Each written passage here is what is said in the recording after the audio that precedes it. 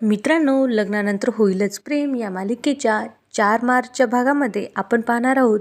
मित्रांनो, जीवा आणि पार्थ हे दोघे जण खूप सुंदर असे रेडी होऊन लग्नमंडपात आलेले असतात आणि नंदिनी आणि काव्या ह्या दोघी सुद्धा त्यांच्या वडिलांसोबत तिथे आलेले असतात. लग्नामधली सगळ्यात महत्त्वाची गोष्ट म्हणजे वरमालाचा विधी आणि तो आता इथे चालू होणार आहे. या चौघांच्या मध्ये अंतरपाठ हलवलेला आहे आणि जीवा आणि पार्थ हे त्या अंतरपाठाच्या पलीकडच्या साईडने नंदिनी आणि काव्या यांना पाहत आहेत. मित्रांनो, हा क्षण खरंच खूप सुंदर असा प्रत्येक जोडप्यांचा असतो. युग आणि काका या दोघांनी अंतरपाठ धरलेला असतो. हे दोघे जण त्या दोघींना पाहत आहेत. हे पाहिल्यानंतर युग आणि काका हे अंतरपाठ अजून वर पकडतात.